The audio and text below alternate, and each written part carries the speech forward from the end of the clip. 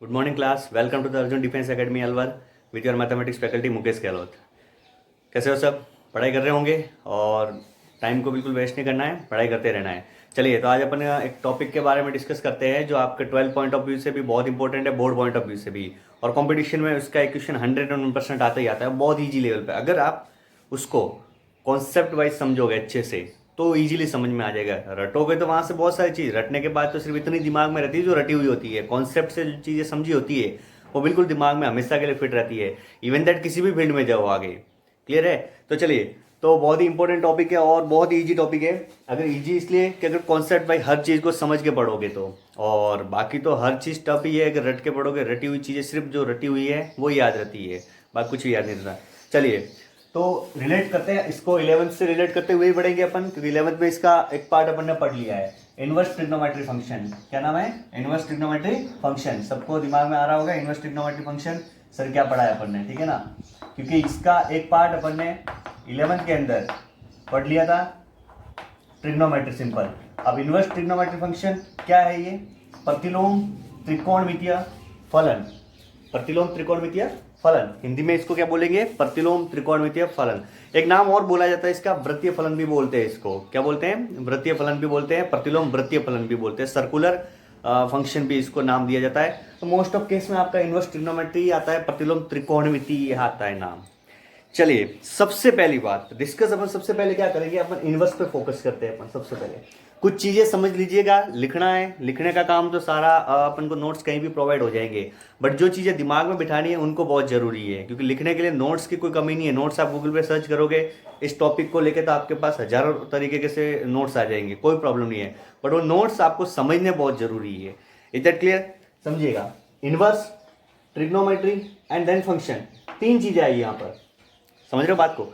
Function का यानी कि किसी भी फलन का क्या हो रहा है? प्रतिलोम हो रहा है। फलन का क्या हो रहा है? प्रतिलोम। प्रतिलोम फलन यानी कि सिंपल सी बात है, 11th का कॉन्सेप्ट अपन समझे थोड़ा सा दिमाग में, अगर थोड़ा इसको रिवाइंड करें तो 11th में क्या पढ़ा था अपन ने? कि फलन तो पढ़ा था, बट इसके अंदर एक और पढ़ा था, प्रतिलोम फलन पढ़ा था अपन ने। तो प्रतिलोम फलन क्या होता है? फलन की बात करें उसमें प्रतिलोम फलन, इसको ट्रिग्नोमेट्री को एक बार भूल जाइएगा आप, इसको छोड़ दीजिएगा, इसको अभी नहीं दिमाग में लाना है। तो सबसे पहले बात करता हूं मैं इनवर्स फंक्शन की बात करता हूं। किसकी बात करूं? इनवर्स फंक्शन की बात करूं, यानी प्रतिलोम फलन की बात करूं। तो प्रतिलोम फलन जो होता है, इनवर्स फंक्शन, समझा रहा हूं, पहले एक बार समझिएगा। वो हमेशा ऐसा फंक्शन होता है कि जब आपके पास ऑलरेडी जो गिवन फंक्शन होता है वो कैसा होता है? इस तरीके से, ये एक फंक्शन है, ए से बी में परिभाषित है।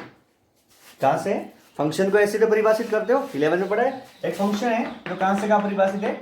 ए से बी में परिभाषित है। ए के अवयव है ए बी सी और बी के अवयव है 1 2 और 3। अगर ए की इमेज बन रही है 2, बी की इमेज 1 एंड 3 की इमेज 3, यानी ए का प्रतिबिंब 2, बी का प्रतिबिंब 1, सी का प्रतिबिंब 3 बन रहा है। चलिए, अब मुझे बताइए कि इस फलन का प्रतिलोम करना है मुझे। तो प्रतिलोम के अंदर सिंपल सी डेफिनेशन बड़ी थी, ये दो चीजें आपके पास जो मैंने ब्लॉक बनाए, इसको क्या बोलेंगे? ये जो मैपिंग की है मैंने, इसका प्रतिचित्रण किया है, इसमें ये जो पोर्शन होता है इसके अंदर जो भी अवयव होते हैं वो सारे के सारे क्या कहलाते हैं? प्रांत कहलाते हैं। क्या कहलाते हैं? प्रांत कहलाते हैं। और ये सारी चीजें क्या कहलाती है? सहप्रांत या परिसर कहलाती है। सहप्रांत परिसर का मतलब आपको समझ में आ गया होगा कैसे? कि सहप्रांत का मतलब होता है कि इसके अंदर जो भी सारे संभव अवयव, और परिसर का मतलब कि प्रांत से जो रिलेटेड है। अगर यहां पर एक 4 और होता, समझिएगा, 4 होता तो 1 2 3 तो क्या कहलाती? परिसर, रेंज कहलाती। एंड 1 2 3 4 क्या कहलाते? सहप्रांत, कोडोमेन कहलाती। Is that clear? चलिएगा, नेक्स्ट अपन समझते हैं। अब ये जो मैंने यहां से हटा दिया इसको, अब मुझे इसका प्रतिलोम करना है। तो प्रतिलोम करना है तो क्या हो जाएगा? प्रांत है जो परिसर में बदल जाएगा और परिसर है जो प्रांत में बदल जाएगा। यानी इसी फलन का अगर प्रतिलोम करता हूं तो देखिएगा इधर किस तरीके से होगा। फंक्शन कहां से कहां डिफाइन हो जाएगा? अब जो प्रांत है, सुनना ढंग से, प्रांत है जो परिसर में बदल जाएगा और परिसर है जो प्रांत में बदल जाएगा। यानी क्या कहना चाह रहा हूं? ये परिसर है, किसमें बदल जाएगा? प्रांत में। यानी अब यहां कौन आ जाएगा? बी आ जाएगा, और परिसर और प्रांत किसमें? परिसर में, यानी ए क्या उधर चल जाएगा। अब ये जो फंक्शन आएगा ये मेरे पास कैसा आएगा? प्रतिलोम फलन आएगा। कैसा आएगा? प्रतिलोम फलन आएगा, जिसको अपन किससे रिप्रेजेंट करते हैं? एफ इनवर्स से करते हैं। यानी इसको जी से भी कर सकता हूं, इसको एक बार छोड़ो, ये इनवर्स हो गया, जी हो गया, मैंने जी फलन नाम ले लिया। तो यहां पर क्या आ जाएगा? 1 2 3, 1 कि प्री इमेज यानी पूर्व प्रतिबिंब क्या बन रहा है, बी है, तो यानी कि 1 का लिंक किससे होगा, बी से होगा, ये लो बना दिया मैंने। 2 का लिंक किससे, ए से है, और 3 का लिंक किससे, सी से। तो यानी कि हर संभव ये मैंने मैपिंग की है, तो इसका मतलब सर आप कुछ भी कर सकते हो यहाँ पर। अगर मान लो मैं फलन की बात की है, फलन का अपन ने क्या कहा था कि किसी भी एक प्रांत के अंदर जो भी अवयव है, फलन की सिंपल परिभाषा क्या थी, पहले फोकस करना फंक्शन पे, क्योंकि जब तक आपका दिमाग कॉन्सेप्ट क्लियर नहीं होगा, फंक्शन, इनवर्स, तब जाके अगर ये दोनों क्लियर नहीं होंगे तब ये पूरा कॉन्सेप्ट क्लियर नहीं हो पाएगा। समझ में आ रही बात? तो समझिएगा, मैंने कहा कि फलन की बात की, फलन के अंदर क्या कहा था कि प्रांत का प्रत्येक अवयव, प्रांत का प्रत्येक अवयव परिसर में एक या इसके अंदर, यानी ए का प्रत्येक अवयव, समुच्चय ए का प्रत्येक अवयव बी में एक यूनिक यानी अद्वितीय प्रतिबिंब बना रहा हो। कैसा? यूनिक प्रतिबिंब। यूनिक का मतलब ये सिंपल फंक्शन का कॉन्सेप्ट है। यूनिक मतलब कि एक ही जो प्रांत के अंदर जो भी अवयव उनकी एक ही इमेज होनी चाहिए। ऐसा नहीं हो कि ए यहां पर दो भी दे रहा है और 3 भी दे रहा है, ऐसा पॉसिबल नहीं है, तो ये क्या फलन नहीं कहलाएगा। इतना क्लियर? चलिए अब समझिएगा। तो ये मेरे पास इस तरीके से मैंने बना दिया। अगर मान लो यहां पर ये होता 4, अभी सर के आपने बताया था अगर 4 हो तो कोई दिक्कत नहीं है, बिल्कुल कोई दिक्कत नहीं है। 4 काउंट किस में हो जाएगा, 1 2 3 4 किस में काउंट होगा, सप्रांत के अंदर काउंट हो जाएगा, और 1 2 3 किस में काउंट हो जाएंगे, परिसर के अंदर।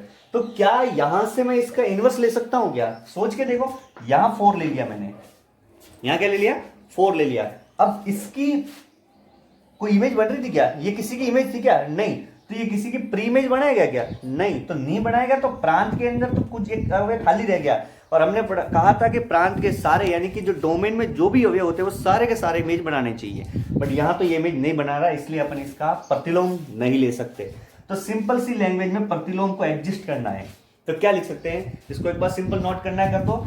ये क्या हो गया, वीडियो पॉज करके नोट कर सकते हो, कोई दिक्कत नहीं है। ये क्या हो गया आपके पास, ए और बी, ये फलन हो गया, और ये क्या हो गया, जी, B2 A हो गया। तो अगर प्रतिलोम की बात की जाए, तो इनवर्स की बात की जाए, तो इनवर्स क्या होगा, सिंपल लिख सकते हैं इनवर्स फंक्शन, यानी कि प्रतिलोम फलन, इनवर्स फंक्शन क्या लिखेंगे, inverse function exist if and only if. ठीक है, प्रतिलोम फलन का अस्तित्व होगा केवल और केवल यदि if and only if function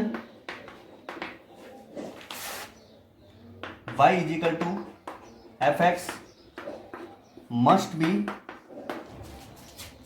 1 1 and onto 1 1 and onto। ठीक है ना, ये क्या होगा, ये ध्यान रखना, किसी भी फलन का प्रतिलोम उसी का ही संभव है, यानी किसी फलन का प्रतिलोम तभी संभव है जब केवल और केवल यदि y is equal to F X के जो फंक्शन होगा, y is equal to F X function होगा, वो कैसा होगा, 1 1 एंड ऑन टू फंक्शन होगा, तो इसका आपको प्रतिलोम संभव है। समझ में आई बात?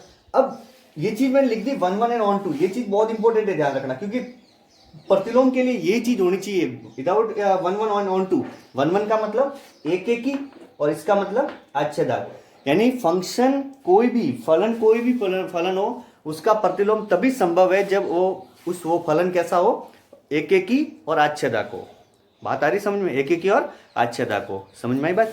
ठीक है, चलिए अब अपन बात करते हैं कि अब ये तो समझ में आ गया कि इनवर्स फंक्शन क्या होता है। तो सर अब चलिए ट्रिग्नोमेट्री की तरफ, किसकी तरफ चलते हैं अपन, ट्रिग्नोमेट्री की तरफ। इसको एक बार सॉरी नोट कर दीजिएगा, थोड़ा सा देखिएगा एक बार।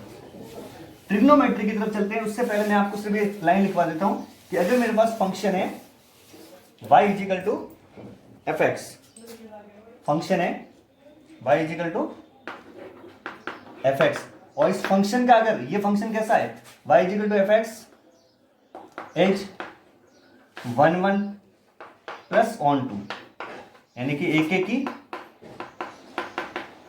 तथा आच्छेदक, एक एक तथा आच्छेदक फलन है। कैसा है, एक एक तथा आच्छेदक फलन है, तो y is equal to F X का प्रतिलोम क्या हो जाएगा, y is equal to F X का प्रतिलोम।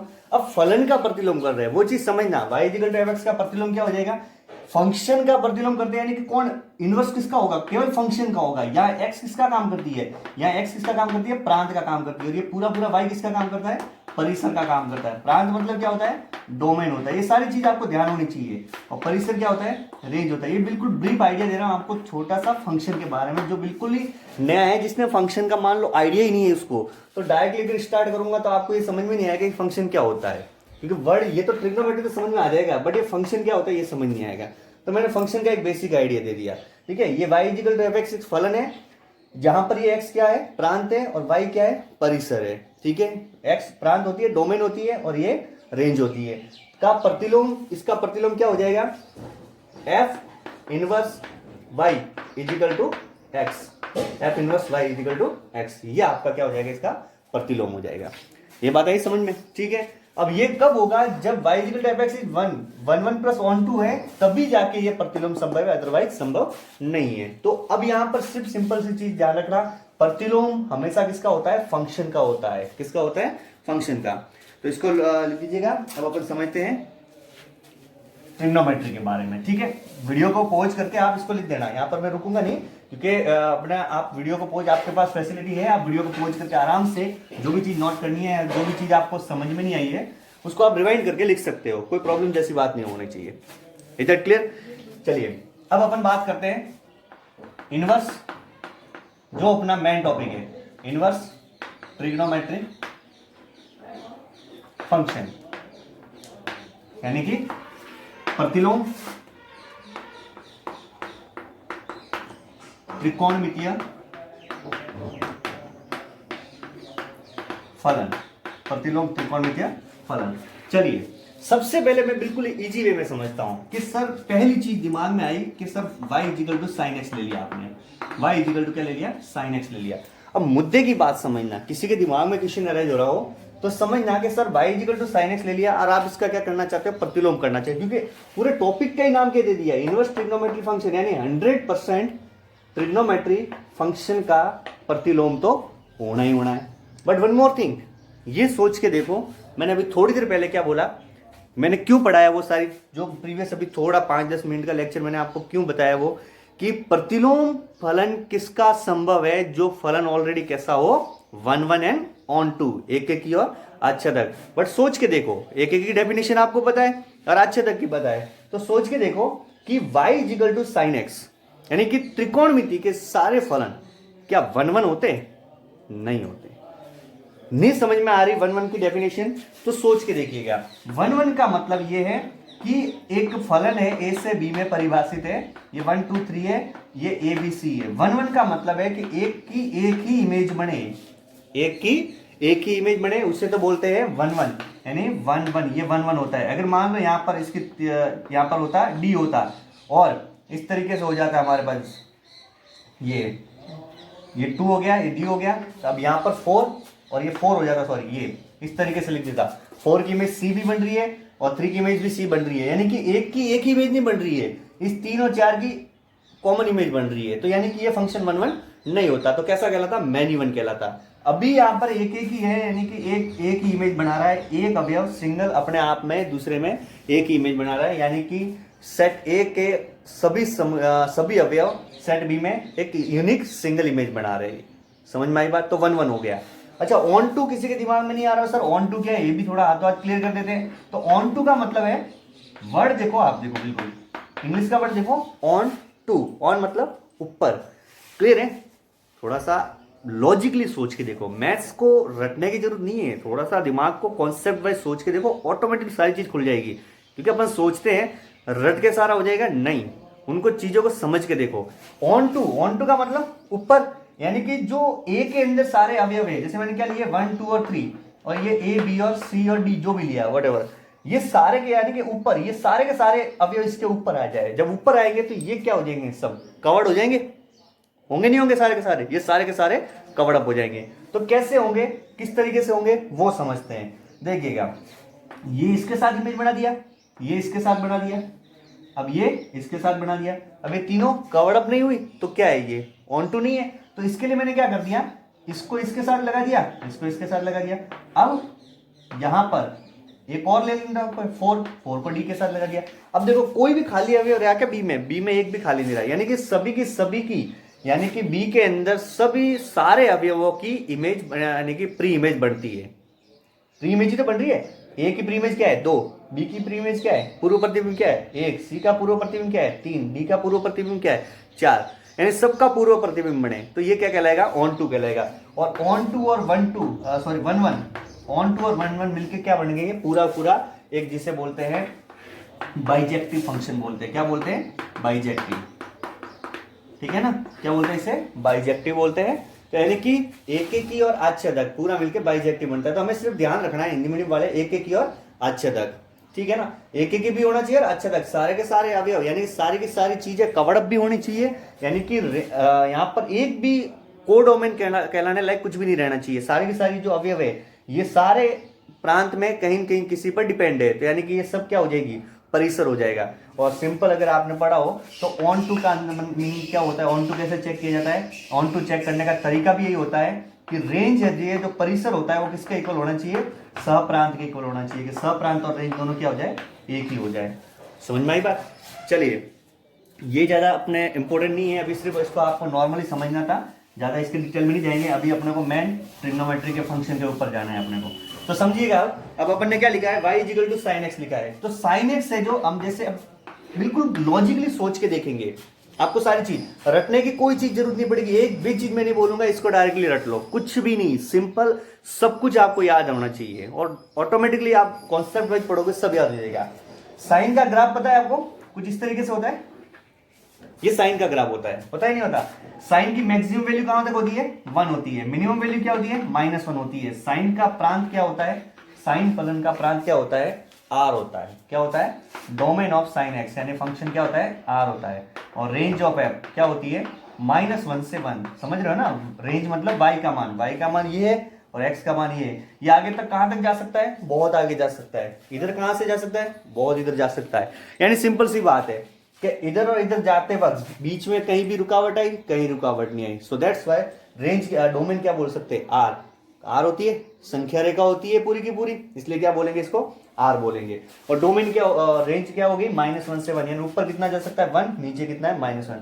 अब सोच के देखो, एक बात बताओ, यहां पर भी 1 आ रहा है वैल्यू, यहां पर भी 1 आ रहा है, यहां पर भी 1 आ रहा है, सॉरी यहाँ -1 आ रहा है, यहाँ 1 आ रहा है, यहाँ -1 आ रहा है, यानी -1 ऐसे करेंगे तो रिपीट हो रहा है, यानी 1 का तो कोई चांस ही नहीं है। यहाँ पर हो रहा है क्या 1 फंक्शन, नहीं हो रहा। 1 का क्या बोला था मैंने, एक अवयव एक ही इमेज बनाए, प्रांत के अंदर जो भी वैल्यू आ रही है वो सारे के सारे, अब प्रांत में यहाँ आर आ रहा है, आर मतलब सब कुछ सारे रियल नंबर आ रहे हैं, सारे रियल नंबर में 0 भी आ रहा है, ठीक है। देखो बना देता हूं मैं यहाँ पर, चीजें समझनी है, समझ जाओगे एक बार, एक चीज समझ जाओगे तो बाद में ज्यादा दिक्कत नहीं आनी है। जैसे साइन के बारे में आप सब कुछ समझ गए तो बाद में cos tan sec cosec sec के बारे में कोई प्रॉब्लम नहीं आएगी। जैसे मान लो मैंने ले लिया 0, ठीक है, पाई/2, 3π/2, ठीक है, और ऐसे कुछ मैंने ले लिया। तो अब जैसे यहाँ पर 0 पे क्या मिलता है साइन का फंक्शन, 0 साइन 0 रखने पर क्या मिलता है 0, पाई रखने पर अगेन 0 मिलेगा, नहीं मिलेगा, π/2 पर 1, 3π/2 पर -1, और आगे जाऊंगा तो फिर -1 ऐसे मतलब वैल्यू रिपीट होती जाती है। तो क्या मुझे एक बात बताओ, क्या ये 1 है फंक्शन, नहीं है, ये 1 फंक्शन नहीं है। तो 1 नहीं है तो पॉसिबल है क्या इसका प्रतिलोम, नहीं है पॉसिबल, बिल्कुल नहीं है, क्योंकि अभी अपन ने पढ़ा है जिसकी डेफिनेशन यही पढ़ी है प्रतिलोम की, कि प्रतिलोम उसी का ही केवल और केवल उसी का ही पॉसिबल है जो फंक्शन कैसा हो ऑलरेडी 1 ऑन टू हो। बट ये तो 1 तो है ही नहीं, ऑन टू तो छोड़ो बाद की बात है, बट 1 है ही नहीं, ये है क्या, नहीं, ऑन टू होते हैं सारे फंक्शन बट 1 नहीं है। तो 1 नहीं है तो हमारा काम तो खराब हो गया। बट टॉपिक का नाम ही दे दिया इसने इनवर्स ट्रिग्नोमेट्री फंक्शन, इसका मतलब ये 1 तो होता होगा। अब होता होगा वो बात की बात है, बट अभी एट दैट टाइम ये 1 नहीं है। ये बात आ रही समझ में, सोच के देखना, ये 1 अभी नहीं है तो फिर कैसे होगा ये, इसका प्रतिलोम हम कैसे निकालेंगे, ये सोचने वाली बात है सबसे बड़ी बात, ठीक है। तो अब प्रतिलोम निकालने के लिए हमें क्या करना पड़ेगा कि मुझे इसको 1 बनाना पड़ेगा, और 1 बनाने के लिए क्या करना पड़ेगा, इसकी प्रांत को मुझे क्या करना पड़ेगा, बाउंड करना पड़ेगा, रेस्ट्रिक्ट करना पड़ेगा, मुझे रोकना पड़ेगा। यानी रेस्ट्रिक्ट मतलब कुछ पर्टिकुलर एरिया बोलूंगा मैं, बस प्रांत इसकी एक ऐसा, यहां से इस वाले फलन से एक ऐसा फलन निकालूंगा वापस में, होगा यही। बट मैं कह दूंगा कि मुझे सिर्फ इतनी प्रांत का फंक्शन दे दो, तो उसके अकॉर्डिंग वो डोमेन रेंज आ जाएगी। बस वो फंक्शन दे दो, मैं उसका प्रतिलोम निकाल दूंगा, तो बात समझ में आएगी। कैसे, वो सोचिएगा, देखिएगा, ठीक है। ये बिल्कुल समझने की चीजें हैं सारी की सारी, इसमें कोई ज्यादा दिक्कत नहीं है। चलिए, बहुत इंटरेस्टिंग कॉन्सेप्ट पे जा रहे हैं अपन, ठीक है। एक बार ये कॉन्सेप्ट समझ में आ गया अच्छे से, तो बाकी के सारे समझने कुछ जरूरत ही नहीं है, क्योंकि एक चीज पूरे के पूरे ट्रिग्नोमेट्री फलन कितने हैं टोटल, 6 है ना। उन 6 के बारे में अगर एक के बारे में आप अच्छे समझ गए, तो बाकी के बारे में 5 में तो ज्यादा दिमाग लगाना ही नहीं है। तो अपन साइंस से ही पूरी शुरुआत करते हैं और साइंस पे ही पूरा R&D करते हैं, रिसर्च करते हैं अपन, जिससे सारी चीजें आपको समझ में आ जाएगी, ठीक है। तो सबसे पहले मैंने लिया ही कौन सा था, y = sin x लिया था। अभी यहाँ पर ये sin x है, यानी ये x किसका एलिमेंट होगा, पूरा का पूरा किसका एलिमेंट होगा, ये होगा -1 से 1 के बीच में लाई करेगा for all x is element of r, यानी कि x के प्रत्येक r के लिए ये -1 से 1 के बीच में लाई करेगा। ये बात आपको समझ में आ रही होगी। ये चीज इसकी क्या है, प्रांत। अभी मैंने ग्राफ बना के बताया, नहीं पता किसी को तो फिर वापस ग्राफ बना लेना, और आइडिया होना चाहिए आपको साइन फंक्शन का।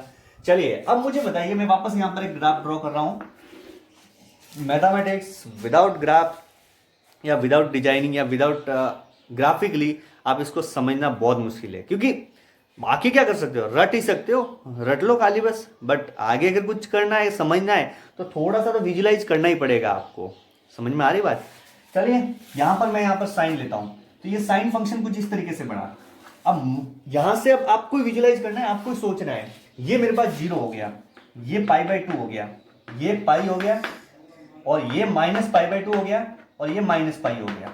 समझ में आ रही बात। ये 1 है और ये -1 है।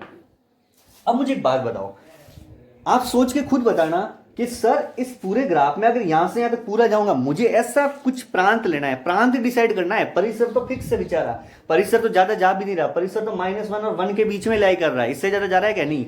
तो मुझे एक ऐसा मान डिसाइड करना है प्रांत का, जिससे मेरे पास -1 से 1 के बीच के सारे मान आ जाए। सोचना वापस क्या बोला मैंने, ढंग से समझना। मैंने ये कहा कि मुझे इस वाले ग्राफ को देखते हुए सिर्फ वही मान डिसाइड करने हैं जो -1 से 1 के बीच में लाई करते हो, जिसके ऊपर ये ऐसे कुछ भी रखूं मैं, प्रांत की कोई भी वैल्यू रखूं, तो -1 से 1 के बीच में वैल्यू सारी की सारी आ जाए। साथ ही साथ कोई भी -1 से 1 के बीच में रिपीट ना हो। जैसे फॉर एग्जांपल अपन ने टेबल पढ़ी थी, तो वैल्यू क्या क्या आ सकती है, 1, 0, -1, √3/2, 1/√2 और 1/2। ये जनरली अपन ने साइन की वैल्यू यही पढ़ी है, अपन ने यही आ सकती है, आने को तो बहुत आएगी, बट जनरली यही पढ़ी है। बस ये वैल्यू सिंगल टाइम आ जाए, रिपीट ना हो वापस। समझ रहे हो बात को। ग्राफ के जो भी टेबल बढ़ेगी, जो भी आपकी वैल्यू आएगी, या तो 0 आ जाए, 1 आ जाए, -1 आ जाए, 1/2 आ जाए, √3/2 आ जाए, और 1/√2 आ जाए। बस ये वैल्यू है, और इनके साथ में ये प्लस माइनस सारे कर दो। जैसे ये प्लस माइनस आ जाए, ये प्लस माइनस आ जाए, ये प्लस माइनस आ जाए, प्लस माइनस। इसके अलावा कोई वैल्यू नहीं आनी चाहिए। क्यों? क्योंकि ट्रिग्नोमेट्री में 0 से 90 तक जो वैल्यू पढ़ते हैं इन फ्यूचर, अगर किसी को नहीं पता है तो सोच लेना, इससे आगे कोई वैल्यू भी नहीं है। 0 से 90 तक ही वैल्यू अपन ने डिफाइन की है, और वही वैल्यू वापस क्या हो जाती है, रिपीट हो जाती है अलग अलग चतुर्थांश क्वाड्रेंट में जाके। ये ट्रिग्नोमेट्री का कॉन्सेप्ट है। ये अभी अपन यहाँ ज्यादा लंबा डिस्कस नहीं करेंगे इसके बारे में। क्लियर है। चलिए, तो आप मुझे बताइएगा, ग्राफ देख के आपको समझ में आ रहा होगा सारा का सारा अच्छे से, बिल्कुल एकदम क्लियर विजुलाइज करना। ये ग्राफ देख के आपको समझ में आ रहा होगा कि यहां पर आपको कौन सा मान लेना है, कितना ग्राफ लूं मैं खाली, तो डिसाइड करें अपन। तो मैंने सोचा कि अगर मैं 0 से पाई तक ग्राफ लेता हूं, मान लो ये इतना लेता हूं, ठीक है, तो इसके बीच में सारी वैल्यू आ रही है क्या, नहीं, इसके बीच में सिर्फ यही आ रही है। ये वैल्यू तो आई नहीं थी नीचे वाली, तो क्योंकि ये भी तो इसके रेंज में शामिल है, ठीक है। 0 से मैंने लिया यहां तक, ये मेरे के पास क्या है, 3π/2। अच्छा, यहां तक लेने में दिक्कत ये है सर, यहां वैल्यू तो सारी आ रही है, ऊपर ये भी आ गई, ये भी आ गई, बट क्या होगा कि यहां से यहां तक ये वैल्यू आ गई, फिर इसके बाद वापस समझिएगा, यहां से यहां तक वैल्यू आ गई, फिर ये जो वैल्यू है वापस रिपीट हो रही है, तो मुझे रिपीट तो चाहिए नहीं, तो मैन हो जाएगा फंक्शन। तो अब थोड़ा सा और एक्सटेंड करते हैं, इधर आ जाओ। मैंने कहा सर इधर एक बात देखो, ढंग से यहाँ विजुलाइज करते हैं अपन कि ये जो मेरे पास दिख रहा है, ये कौन सा है, ये पूरा का पूरा यहां से, यानी ये अगर वैल्यू ली जाए मेरे पास, तो ये सारी की सारी मेरे पास कवर अप हो रही है, हो रही नहीं हो रही। ये वैल्यू यहां से -π/2 से π/2 जाओ, तो -π/2 पे तो क्या आ रहा है, -1 आ रहा है, π/2 पे +1 भी आ रहा है, और इसके बीच में सारी वैल्यू आ रही है, कोई भी रिपीट नहीं हो रही। ग्राफिकली किसी भी फंक्शन को वन वन और मैनी वन चेक करने का तरीका, कुछ आइडिया है? ग्राफिकली किसी भी फंक्शन को वन वन और मैनी वन चेक करने का आइडिया सिंपल ग्राफ है, जो ग्राफ बना लो और ग्राफ बना के क्या करो, जैसे मान लो ये ग्राफ है, ठीक है। अब एक वर्टिकल लाइन खींचो, वर्टिकल लाइन खींची। अगर वर्टिकल लाइन दो अलग अलग जगह पर कट कर रही है, वर्टिकल लाइन क्या कर रही है, दो अलग अलग जगह पर कट कर रही है, तो पहली बात तो ये कि ये फंक्शन नहीं है। पहली बात तो ये कि ये फंक्शन ही नहीं है, दो अलग अलग जगह पे कट कर रही है, यानी कि x पे x की एक ही वैल्यू पे y के दो मान आ रहे हैं, तो पॉसिबल ही नहीं है। आपको है क्या पॉसिबल? नहीं। अब दूसरा कि अगर कोई भी आपके पास ग्राफ है किसी भी तरीके से, इस तरीके से मान लो ये किसका ग्राफ था, y equal to X square का था, किसका था, y equal to X square का। अब यहां पर इस तरीके से समझते हैं अपन, ये जैसे ये ग्राफ है, अब यहां इस तरीके से ग्राफ फंक्शन को समझना है, तो ये मैंने लाइन खींच दी। अब यहां पर ये फंक्शन को अगर लाइन एक्स की मतलब लाइन वर्टिकल लाइन अगर एक जगह कट करती है तो वो फंक्शन तो है मेरे पास, ये बात आ रही समझ, वो फंक्शन तो है। अब मुझे क्या चेक करना है कि वन वन और मैनी वन चेक करना है, तो one one many one check करने के लिए क्या करो, जैसे सिंपल यही ग्राफ है हमारे पास साइन का, इस साइन के ग्राफ का है, आप क्या करो, एक हॉरिजॉन्टल लाइन खींचो। अगर आप एक से ज्यादा जगह पर वो ग्राफ को कट कर रही है तो वो फंक्शन कैसा होगा, मैनी वन, और एक जगह पे कट कर रही है तो वो फंक्शन कैसा होगा, वन वन होगा। नहीं आई बात समझ में? फिर सुनना, मैंने कहा किसी भी फंक्शन के ग्राफ को देखकर आपको पता लगाना है कि फंक्शन मैनी वन है या वन वन है, एक एक ही है या बहु एक ही है। क्या करोगे, ग्राफ बनाओ, ग्राफ ड्रॉ करके एक आप क्या करो, हॉरिजॉन्टल लाइन खींच लो, ठीक है। लाइन खींची, लाइन की कंडीशन क्या होनी चाहिए, लाइन ऐसी जगह होनी चाहिए पॉसिबिलिटी जहां के ग्राफ को ज्यादा से ज्यादा बार कट करे। तो ये नहीं सोचो आपने सर ऊपर ही खींच दी, ये तो एक बार भी कट नहीं कर रही, नहीं, पॉसिबिलिटी है कि ज्यादा से ज्यादा बार कहां कट कर सकती है, ऐसे हॉरिजॉन्टल लाइन मैंने यहां खींच दी, कितनी जगह कट कर रही है, 1 2 3, और आगे भी कट करेगी, इसका मतलब 3 जगह पे कट कर रही है, फंक्शन वन वन नहीं है। तो अब मैंने कहा कि फंक्शन वन वन नहीं है, तो इसका मतलब समझ में आ गई कहानी है मुझे, ये फंक्शन वन वन नहीं था। तो सर जितना मैंने जो शेडेड एरिया किया है उसको बढ़ा देता हूं एक बार, तो इसको बढ़ाया मैंने, देखिएगा इस शेडेड एरिया को बनाता हूं मैं किस तरीके से,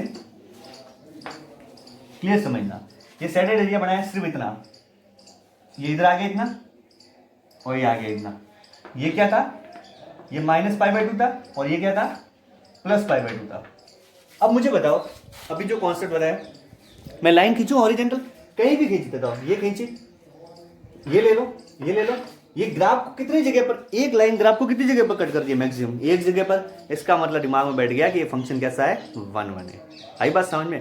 यानी अब समझ में आई कहानी कि वन वन ग्राफिकली भी कैसे चेक कर सकते हैं, और बाकी तो अपने को पता ही है नॉर्मली, तो जो फंक्शन में पढ़ा था वो अपन यहाँ डिटेल में अपन यहाँ नहीं पढ़ेंगे, सिंपल मैंने सिर्फ आपको एक वे बताया है आपको, क्लियर है। चलिए, तो अब इतना अपन ने ले लिया, अब मेरे पास काम हो गया। अब ये जो फंक्शन आया, ये आया किसका है, ये y equal to sine x का आया है। ये किसका आया, y equal to sine x का आया है, जिसमें साइन x की वैल्यू -1 से 1 के बीच में लाई करेगी फॉर ऑल, प्रत्येक x इज एलिमेंट ऑफ -π/2 से +π/2 के लिए। आई बात समझ में? -π/2 से +π/2 के लिए ये फंक्शन आ गया, यानी कि ये फंक्शन अब कैसा हो गया, वन वन फंक्शन हो गया। यानी करना क्या है आपको, फंक्शन जो मैनी वन है उसकी ट्रिग्नोमेट्री फंक्शन जो मैनी वन थे उनकी डोमेन को क्या कर दो, प्रांत को क्या कर दो, रेस्ट्रिक्ट कर दो, यानी कि बाउंड कर दो, ठीक है ना, एक सीमित दायरे तक रेस्ट्रिक्ट कर दो। और रेस्ट्रिक्ट करने के बाद यानी रेस्ट्रिक्टेड करने पर, बाउंड करने पर वो ग्राफ यानी वो फंक्शन ऑलरेडी वन वन बन जाएगा, क्योंकि ऑन टू तो थे ही सारे, वन वन बन जाएगा, और वन वन बनते ही उसका हम प्रतिलोम कर सकते हैं, यानी इनवर्स उसका ले सकते हैं।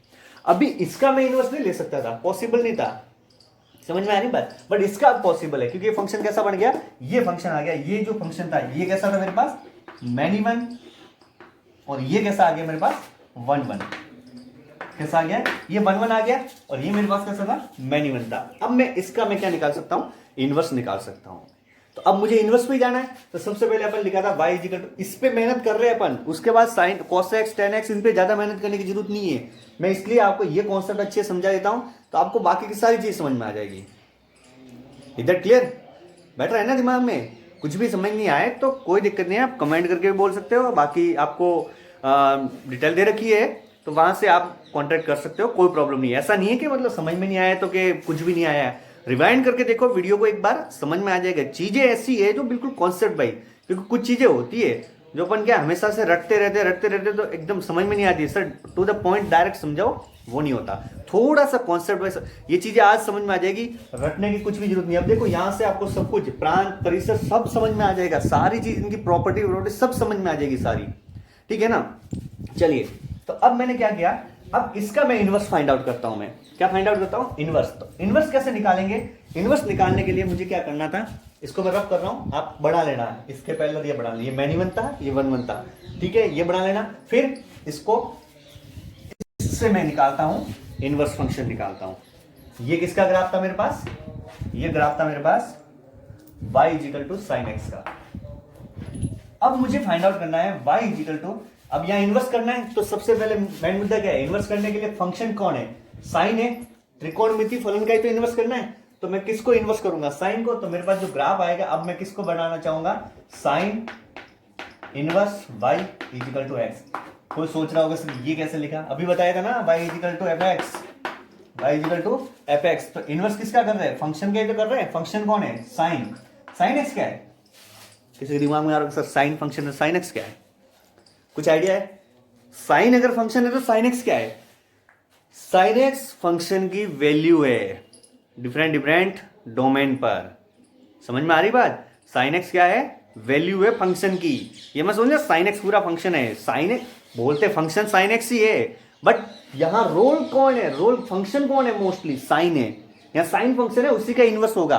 साइन एक्स तो वैल्यू है फंक्शन की, इसके डिफरेंट डिफरेंट डोमेन पे एक्स की अलग अलग वैल्यू पे वैल्यू है ये हमारे पास, समझ में आ रही बात, क्लियर है। तो मैंने सिर्फ इनवर्स किसका किया, साइन का किया। तो sine inverse y equal to X. अब मुझे इसका ग्राफ चाहिए, तो मैंने क्या कहा था, इनवर्स के अंदर नॉट डाल के, एक नॉट डाल के लिखिएगा सिंपल तरीके से। क्या लिखना है नॉट डाल के आपको, कि domain of f is equal to range of f inverse, ठीक है, बिल्कुल सिंपल तरीके से।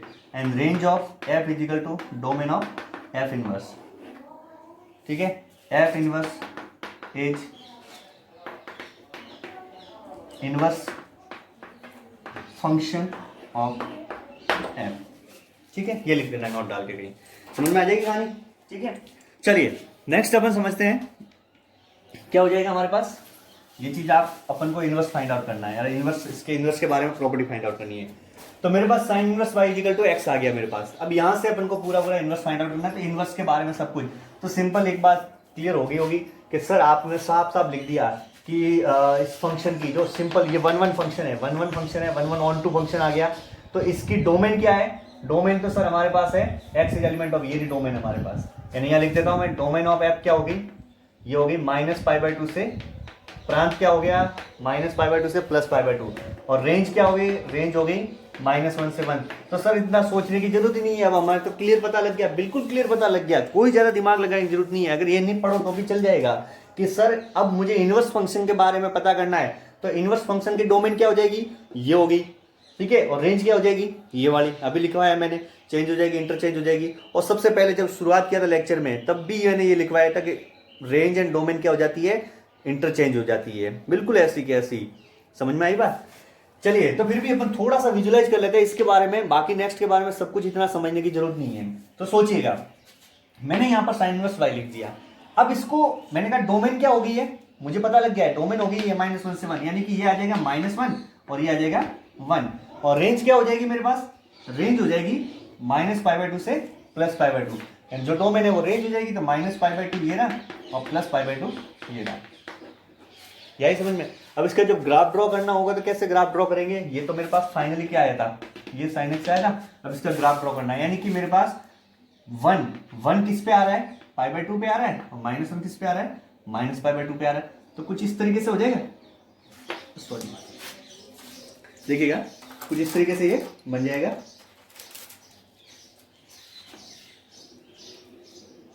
इस तरीके से ये ड्रॉ हो जाएगा, ठीक है। अच्छा ये इस तरीके से ड्रॉ होगा। अब ध्यान से देखो, अगर मैं इसको आगे एक्सटेंड करता हूं, अगर मैं इसको आगे एक्सटेंड करता हूं तो कुछ साइन के जैसे ही लग रहा है ना, उल्टा कर दो। इस वाले ग्राफ को मैंने क्या किया है, जस्ट उल्टा किया, उल्टा करके बिल्कुल साइन हो गया, तो उल्टा ही तो किया है। तो उसमें क्या होता है, जो ये एक्स एक्सिस थी, सिंपल फलन के अंदर एक्स एक्सिस क्या होती है, डोमेन, बट इसमें एक्स एक्सिस क्या बन गई, रेंज। तो मैंने क्या कर दिया, इसको उल्टा कर दिया, तो ये रेंज बन गई, सॉरी ये रेंज हो गई और ये डोमेन हो गई।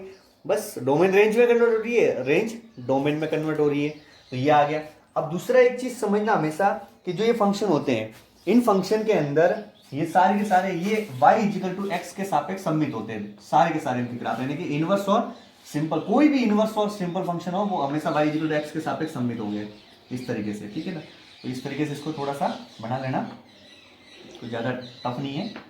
y इक्वल टू एक्स के सापेक्ष सम्मित होते हैं, सम्मित होते हैं इसका मतलब कि अगर ये ग्राफ और ये ग्राफ दोनों ही बनाऊंगा तो दोनों इस तरीके से आएंगे, इस तरीके से इसको समझ सकते हैं अपन, ये यहाँ पर, ठीक है, इस तरीके से, ठीक है। यहाँ पे जो जैसा बढ़ रहा है वो इधर बढ़ जाएगा, तो इस तरीके से y और y इक्वल टू एक्स के सापेक्ष से सम्मिलित होते हैं। इतना डिटेल में आपको जाने की जरूरत नहीं है, बट इस सिंपल तरीके से आपको विजुलाइज करना जरूरी है। अब यहाँ से मेरे पास ये क्या आ गया, ये कंप्लीटली -π/2 से π/2, ये इसकी क्या आ गई। अब यहाँ पे इस फंक्शन के लिए मैं डोमेन लिखना चाहूंगा मैं, तो डोमेन ऑफ एफ क्या, डोमेन ऑफ एफ इनवर्स क्या लिख सकता हूँ मैं, इसे एफ इनवर्स प्रतिलोम का डोमेन क्या आ जाएगा, डोमेन -1 से 1, और रेंज ऑफ एफ इनवर्स क्या आ जाएगी मेरे पास, -π/2 से π/2। ये आपको विशेष रूप से ध्यान रखने हैं, सारे के सारे याद यही रखना है सब कुछ। अब ये याद रखोगे, इसके भी आप पे बहुत अच्छी अच्छी प्रॉपर्टी आएगी, और इसके भी आप पे क्वेश्चन आते हैं, डायरेक्ट क्वेश्चन आता है सीधा। आपके जो कंपटीशन एग्जाम है उसमें भी डायरेक्ट क्वेश्चन आता है, और बोर्ड में भी ज़्यादा टफ क्वेश्चन नहीं आता, बिल्कुल डायरेक्ट क्वेश्चन आता है। बट एक बार कॉन्सेप्ट तो समझ लोगे तो ईजिली आपको समझ में आ जाएगा। चलिए ये हो गया। अब नेक्स्ट समझते हैं अपन कॉस के बारे में। किसके बारे में, कॉस के बारे में। देखिएगा, इसको रब कर रहा हूं मैं और लिख दीजिएगा। नेक्स्ट, अब ज्यादा दिमाग लगाने की जरूरत नहीं, अब आपको सब कुछ आपको समझ में आ गया होगा। कॉस के बारे में किस तरीके से देखेंगे अपन, तो कॉस के बारे में देखेंगे तो आपको समझ में आ जाएगा। यहां आ गया y equal to cos x, तो पहले y equal to cos x को चेक किया मैंने इस तरीके से कि cos x का ग्राफ कुछ इस तरीके से होता है, y इक्वल cos x। ये कैसा फंक्शन होता है, लाइन काटी, one function, sorry many one function होता है। तो पहले इसको बाउंड करो, ये मैंने ले लिया 0, ये ले लिया π/2, ये पाई, और ये -π/2, और ये -π।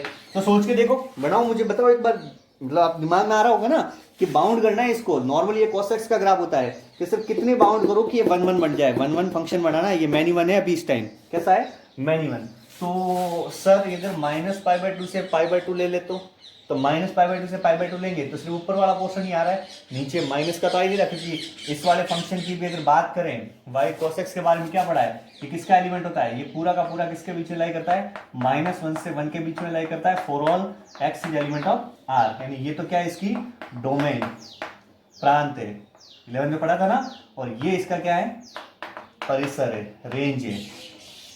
तो सर डोमेन सब कुछ है, तो इसके बीच में मतलब ये वैल्यू ये भी आनी चाहिए सारी की सारी, सिर्फ 0 और 1 के बीच में आ रहा है, ये 1 होता है यहाँ पर, और ये यहाँ पर मिनिमम कितना होता है, -1 होता है।